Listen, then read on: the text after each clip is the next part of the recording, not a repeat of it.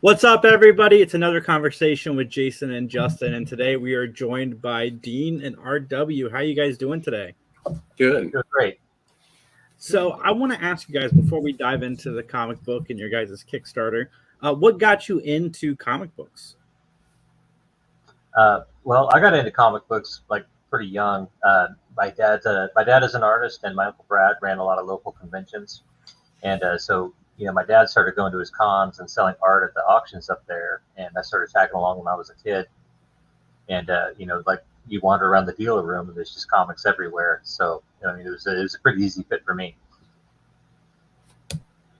What about you? For me, it was, I still remember the first ones that really kind of got me hooked. If not the very first ones I ever saw was there's that issue of X-Men with Wolverine on the X-Cross, right?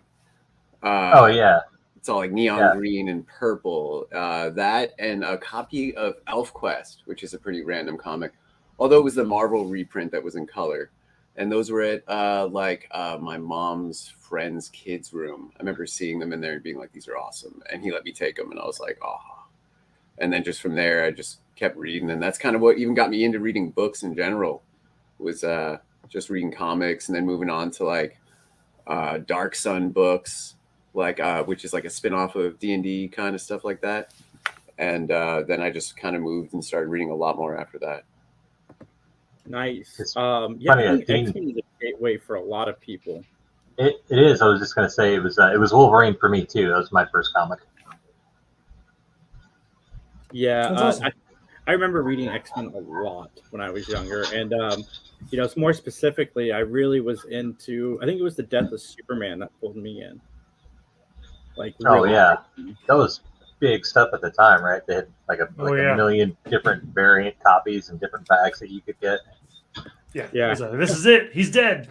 Like it was a big thing. He's dead till next month. Seriously, this time. Yeah. We shuttle him to the sun. Yeah. We really mean it. So tell us about CosmoNatalya, if I'm saying that right. Yeah, that's right. Kickstarter. Yeah. So CosmoNatalya is it's a kind of a comedy in the spirit of movies like Airplane or The Naked Gun, kind of a goofy spoof comic that's got a couple of serious themes and undertones to it, but by and large we mean for it to just be like a really fun cheesecake, old school sci-fi, via Spaceman's Fifth sort of book. Yeah, I mean, I think it's really important to kind of like do something that's fun first and foremost, or at least engaging. I mean, I guess if it's like a horror suspense, it might not be fun, but it's kind of fun in the way Roller Coaster would be. But like this is supposed to be light, it's supposed to, but it's also supposed to not take your intelligence for granted while you're reading it. I guess that would kind of be the best way to describe it. Nice. So it's not dumbed down, is what you're saying. Like it's no, it's not all fart jokes. There's like 3 fart jokes, but it's not all fart jokes. Hey, a fart joke every once in a while is great. And a self-awareness to it, like I think a self-awareness is something that sometimes we roll our eyes at because it can be done really poorly. But it's also unavoidable because the tropes are so cliche and established in so many ways, right? So kind of like finding a way to be self-aware without like turning to the camera, Jim style from The Office, I think is important. So what did something inspire kind of the art behind it in terms of like the decisions around like the color choices and maybe how you drew it? Or is that kind of how you've always drawn comics throughout the course of your career? Or, you know what I mean? Like what kind of, and same for the writing, I guess. I mean, as far as the actual inspiration for the comic was a drawing that I was doing, and it was just like a for no reason dumb drawing. I found an old sketch and I started messing with it again, and it just wound up. It was an astronaut fighting dinosaurs, and the kind of the character and basic plot started falling together while I was doing that. And at the time, like I'd met Dean and we were working on his Jake Sunrise book, and we just kind of started talking about it, and it was just like, yeah, man, there's a whole story here. Let's do it. Yeah, and like I just when I saw that first picture, I kind of immediately knew what he was going for. I think the very first picture There was some subtle differences on the space outfit, but otherwise, you know, there was the danger chickens were there. You know, the Right. Feathered alien dinosaurs, and she was there. And just between that, I immediately saw what it was. Like I could think of Spaceman Spiff. I could think of Flash Gordon, Barbarella, and all that kind of stuff. And like I could kind of tell what it was from the beginning. You know, I think it might have gotten a little bit goofier, but Randy's definitely more the goofiness than I am. But the original picture was a little bit more serious. But I think the style didn't necessarily change. No, it was the original drawing was like it was a lot more elaborate in a suit than what you would want to do in a panel to panel kind of scenario. But I simplified the suit a little bit. And but yeah, I mean, you know, really nothing really changed all that much, other than her suit has like less bells and whistles on it. What's the process? Like, so you decide I've got this idea for a book. Like, what's the process of going from the idea to getting it seen? Like, do you call Dean and say, "Hey, I want to do this"? Like, how does it all? Like, what's the process like? I mean, well, we were already kind of sort of talking about working on another project together, and another personal project of mine. But when I started messing with this drawing, and like I knew like this is the fundamentals of the story like came to mind really quickly and easily, and it was like this is a 3-issue thing. Like we can do this and get it out there and get through all this workflow stuff. And I found out pretty quickly trying to do everything myself that I can come up with some good ideas, but I can't really put it into a script and make it go together right. So I had to cry out for help, and then Dean swooped in and helped patch everything together for me. Yeah, Randy and I originally met. Like, I saw some of his stuff on a Facebook group for indie creators, and I was looking for an artist to do a horror western that I'm working on called The Return of Jake Sunrise, and I saw his rendering of a horse and was like, oh God, I definitely need someone that knows how to do horses. And so I contacted him, and the issue I'm planning on having him do is like down the road. But in the meantime, I was showing him some other stuff. I was showing him logos and some like 3D sculpts, like some models. And he would look at them and be like, hey, let me give that a shot. And then he would return with something that was like way better than I thought of, and way better than I thought was possible. So then I was like, ooh, wow. And then we started working on the personal project he was talking about. And then we just kind of decided to do something lighter and went that way. So like, I think anyone who's out there trying to start their own thing, don't knock just kind of establishing relationships, because you don't know what it's going to be later as it is when it started, and it could evolve into different projects. And I just see people going out there being like, hey, I have this idea. And like, I'm critical of the other writers, because as a writer going out there feeling like you're going to call the shots and you want the other people to work for free, like you're putting yourself in a boss position and them in a volunteer position. And that's not really how people work as far as motivation goes, like offer yourself for free. You know what I mean? If you really think someone else should work for free on your idea, how about you start by working on someone else's idea for free and work that way and see what's possible? Or hire people, work a second job. I deliver pizzas on the side and teach guitar outside of my main job just to pay for the comic books without having it really affect my income from my main gig. I do the Kickstarters and stuff to supplement it. You know what I mean? Like making a book, it's not like writing a book, right? When you write a book, it's just the writer, maybe the editor, and then it gets published. But when you're doing a comic, it's almost like putting a little mini movie together. You have the colors, you have the letters, you have the editor, you have the writer, you have the flatter for the colors, you have the line artist, of course, you have alternate covers, variant covers, stuff like that. And all those dudes deserve to get paid for their time, And so like trying to put that all together. And usually whoever's idea it is the one foot in the bill, right? Like that's how it works. Because especially if you have veto powers. If you're the one that's like, no, I need you to redo that. Like, yeah, you better be paying somebody. Yeah, well, yeah, and somebody's got to have that too, or you'll be in an impasse at every junction. Yeah. But then again, if somebody's working for you for free, you need. you know, you got to give them some rope too. You might take the first draft. Would you say that community is pretty tight knit, like in terms of just helping each other and being pretty open to kind of any projects in terms of like the independent artist and creator kind of community? It's very supportive in terms of people's willingness to share knowledge, and you know, they'll hook you up with this guy that they know, or you know, this other person that does this thing, and you know, it's a really great community in that sense, and that. I mean, it's very idyllic right up to the point where you want somebody to start working on your book for free, and that's kind of where it cuts off. Yeah, that makes sense. If I was trying to get a book started, how would I get plugged into those types of communities for those listeners that might want to be interested in doing something similar to what you're doing now? You know what I mean? Oh, I found everybody that I know this year, and almost every last one of them I found in like the Facebook group chats, you know, indie comic creator group, you know, whatever. And you just get on there and just ask a question and start talking. And you know, people are always happy to chime in and help, you know, with that, answering questions or getting you started, pointing in the right direction. And I bet the platform's probably generational. You know, like I don't think it's necessarily even a coincidence that me and Randy are roughly the same age. I think that's because that's who Facebook is mostly for. That's where when it came out. I think if you're like younger, if you're someone in their 20s looking to get out, you're probably going to find Discord groups somehow.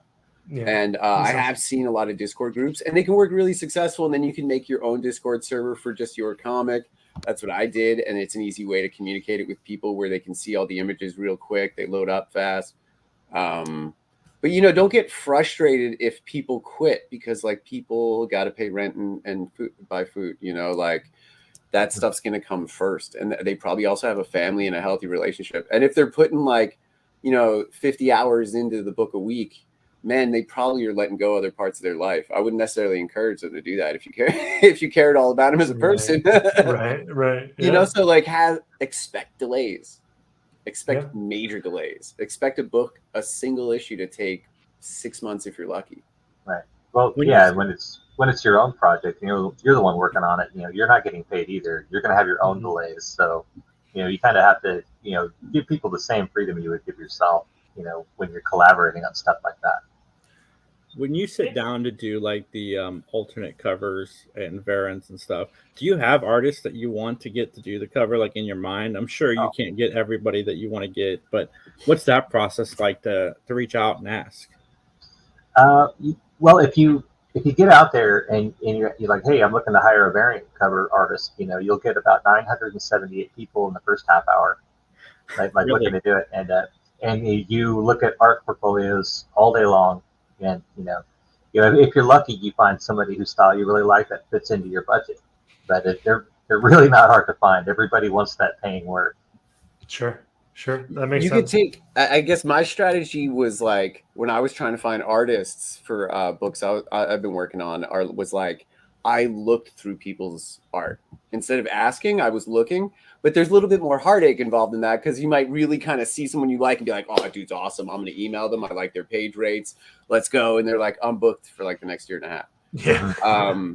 So there's a little more heartache because you get your hopes up on certain people. But, you know, like he's saying, if you put that out there that like you're looking for someone and you're going to pay, you're going to get a lot of inputs. A lot of people are going to come up. So it might be hard to find. But if you're looking for them yourself, I would recommend like you can look on DeviantArt. They might not get back to you because they might not check that website anymore, or they might be like very professional. They might be really high up. I recommend Facebook groups for sure. There's a lot of Facebook groups you can find for indie comic creators. Lots, like at least 30. There's some on Reddit too, if that's your bag. You can go check in there. I don't know if I found anyone through Reddit. But I definitely see people posting up in there. It's not bad if you're looking for gigs. Okay. So we're at number 1 of 3, right? So just 2 and 3 already kind of in the works. If we're kickstarting this one, do we have to wait for this one to be kind of fully out there before we do 2? I think Dean's got a pretty revised draft of the second issue that is like dang near ready to start drawing with. Cool. And the third issue, we pretty much know what's going to happen. So, you know, by the time we get into pre-launch on the second issue, the third one will be well underway. So I guess that kind of brings up kind of the story writing process. Do you know the beginning and the end, and then we have to figure out the middle while we're creating these books, or do you know the full story before you even do the Kickstarter? You know what I mean? Well, Randy had come in with like all 3 issues, 3 acts for each issue, so like 9 acts total, plotting out the whole kind of thing, which was nice because it was the major beats. All the major beats were there. And then it was kind of about filling it in, finding different motives, seeing if something doesn't work, and if it doesn't, just kind of flipping out that for something else. But you know, the overall idea is kind of there, and so then going from there, it's more about pacing, and then it becomes about figuring out, you know, page pacing and stuff like that too, and then also dialogue could get revised. This is only the second, you know, book that's getting drawn, maybe the third that I've done. And as a writer, I find that less is more, or else you wind up. I've seen a lot of stuff on Twitter recently, people making fun of Brian Michael Bendis's pages, because you'll see like a page that just has like 3 paragraphs, like it looks mostly white because it's all word. George R. R. Martin page. And I was like, Jesus, I have some pages like that too. I was like, I got some pages like that. You know, I try to make it a personality characteristic of at least one character to talk too much. And then that gives me an excuse to do it. So yeah, less is more, and also kind of be open to it. You know, something that me and Randy do is like, he'll come in already with some dialogue, or I'll write the dialogue, and when he gets down to it, he changes it as he's drawing it. And just being okay with other people revising your stuff is super important. You might want to ask like why, you know, because you're just curious. But like, and I've also, you know, I've done stuff like mess with colors on a comic, and I'm not a colorist, but like when a colorist returns it to me, I might look at it, and because I have flats, I could access certain parts and be like, no, I want the hair a little bit darker. What if I made the skin slightly lighter? And I don't mean any offense to the colorist. It's just, I can't necessarily explain what I want that well, and to go back and forth might take too long. So let me just slap something down. And then give it back to them too, because you know their name's going to be on it. And not getting offended at that, I think, is really important. Sure. And it's not about necessarily getting thicker skin. It's just about, you know, realizing that like nothing's perfect, and the whole point is it's a collaboration. Mm-hmm. Yeah, makes a lot of sense. The conversation kind of led me to believe. So when you're talking about putting something at the print on page, have you had panels that have transitioned from, hey, instead of these 3 sentences, we're going to change the art to kind of show it? Because you're in an interesting medium to where you can have the art kind of progress the storyline without any words at all, right? Potentially, right? So I imagine that's happened. Yeah, and it's happened to an extent where we had to add pages to the first book. It started out as a 22-page script, and we wound up at 26, and then we're going to add 6 more. You know, that, you know, we made that a stretch goal, and then we've made it, but you know, we really wanted these 6 pages in there anyway. Yeah, so it went from what was that? It's now at 32, and it was originally 24. Yeah, 20. Well, yeah, 24. It was 24. Right, and then we expanded it. We added 2 extra pages, and then we were going to have 2 pages of ads to fill it out. And then we were like, oh, okay, well, no, we hit the stretch goal, which was awesome. So it's like, cool, now we got a little bit more of a Monica's story. So like this story's about a Russian cosmonaut who flies to a mysterious planet X. And they do this instead of trying to land on the moon, because they feel like landing on the moon is just kind of a publicity stunt.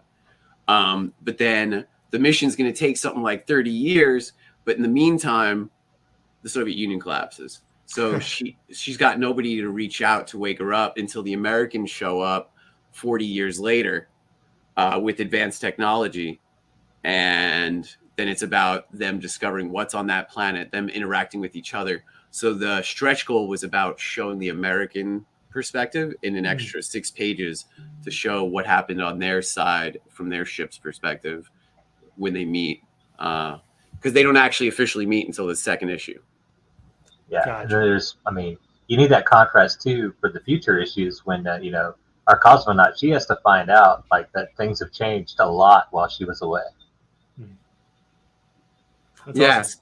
So, I mean, and it kind of plays with that whole idea of like how your motivations are based on things that aren't necessarily permanent, you know, and I guess that's very philosophical for something that we have a naughty version of. But there you have it. Like, it's like I was saying, like, I don't want to necessarily take people's intelligence for granted. So there might be some stuff like that, but it's not like some philosophical treatise. It's like a cheesecake, fun space comic. Sure. Are there any other stretch goals that we haven't hit that you're really pushing for that you want to have in the comic, or have you hit everything you want to do with this comic? We're off to number 2. I mean, there is another stretch goal, but it's not going to actually add content to the book. It was just kind of I got the thing that I really wanted, but it was like, we could offer more stuff still, so I'm trying to make up like a 9, 12, maybe even 24, like kind of a collector card set, where maybe you get like a paragraph that explains the characters in more detail than what you get in the book. Cool. And I'll throw in a sketchbook with a bunch of sketches and drawings, so you can see some of the behind the scenes stuff that went into it. That'd be cool. Yeah, it's pretty cool. I mean, like, so far what we have patches. We have embroidered patches that are mission control patches, Soviet mission control patches. Those are something I'm really excited for. I definitely want my own. And what else do we have? We have stickers. We have a mini bus that's really cool, which is great because, I mean, that's how I met Randy, was like through seeing. That's one of the things that really stood out to me was when I saw him do a werewolf for this comic that I'm working on. I actually have it right here. Let me show you. I think I've got one. I got one too. Oh, you do too? This was my little prototype. This was my prototype for figring out how I was going to ship it without it moving around. So, like, I keep this one as my reference for when I ship them. So that way they don't wiggle. Because that's another tough thing is fulfillment, right? As somebody who's trying to do a Kickstarter, you also got to think about, like, how am I going to get it to people? That fulfillment part, if you fail at that, I mean... some other customers for sure. You're a scam artist, kind of, So like you have to make sure that you get your Gemini mailers, you figure out how to tape it up, right? Like maybe ship some to a couple buddies and be like, how did that get to you? Okay, so that you can kind of alter it, make sure it gets to people safely and gets to them on time. For those little statues, are they 3D printed? Or are you making those yourselves, just like in a printer in your house, or are those someone else kind of pumping them out? We do a lot of 3D printing at my house, so I'm making them here. Cool. We've got 3 printers in the house right now, and we're going to be getting a newer, nicer one to make these minis with that are for this campaign. Sure. I love when hobbies can drive another hobby. Like, all right, we can funnel some stuff. Well, it's my oldest son. He plays D&D, and we got him a 3D printer. Yeah, and he makes minis, and he does it in like an industrial production capacity in our house. Like, he's never not printing stuff. So he should be selling them. That's a great side gig for a kid. Mm-hmm. Yeah, it's not a bad gig. It's funny you mentioned that, pulling the hobbies in, because like for both of the trailers, for the trailer for the Western comic I'm working on and for CosmoNatalya, I did the music because that's something that, like, I study music, and so being able to do that, pull your other hobbies in and be like, how can I squeeze that in there? Like, and if you're a writer trying to come up with a story idea, like, what other hobbies do you have besides writing stories? Write a story about that hobby. You already know. That saves you the research. Right? Yeah. Although research is fun. You got to like research if you're a writer. Did you research a lot of the Soviet Union? Sorry, I don't mean to talk over you. Not so much the Soviet Union, because we're kind of like shooting forward from there. Yeah. But I did do research on like conspiracy theories about like how aliens are secretly running the planet and stuff like that. Did some research on this planet's going to have sentient mushroom spores and fungus. So I was researching, how The Last of Us. Exactly, like The Last of Us, but I haven't seen The Last of Us. When I started talking to people about it, they were like, "It's like The Last of Us." I was like, "Is it? I thought Last of Us was a zombie movie." They're like, "No." I was like, "Oh, okay." It is, but it isn't. It's all fungal spores. But you should watch it because it's very good. I heard it's very good, and that's why I want to see it. Because I was put off because I was like, "I've already seen The Walking Dead," and they were like, "No, it's not the same thing." I was like, "Oh, okay." I was like, "I'll check it out then." But yeah, like I was watching those videos with like the little ants that get like the spores put in them, or the little yeah, right, and how they go up, and more just kind of trying to figure out, well, what's life like from their perspective? What if they're not the bad guys, right? Because they got to live too. Like everything we eat, probably we're the villains too. Yeah. But Yeah, there's a cut 'em lot of up and put 'em upset on cows pizza. out there for sure. Yeah. right. What if it was from the fungus's perspective? How would they feel about it? They're giving purpose to people. That's awesome. On the research note, like I actually did wind up doing quite a bit of research on the Soviet space program when I was designing the Natalya's ship to Balashova, and I wound up discovering there's a woman over there nobody's ever heard of named Galina Balashova, who was actually responsible for picking all of the colors used in the Soviet space program and designing all the interiors to make the cosmonauts more comfortable. So I wound up naming the ship after her. That's cool. It's a fun callback. Yeah, we got lots of cool little references in there. I mean, everything from like the Care Bears to Airplane to Firefly, if anyone's a fan of Firefly and Serenity. Yeah. God, so many different references. Yeah, we did 1 million BC and Jurassic Park and Jurassic Park, yeah, that's right. Anywhere we could think of to squeeze something like that in, we did. Yeah, those are my favorite kind of Easter eggs. That's cool.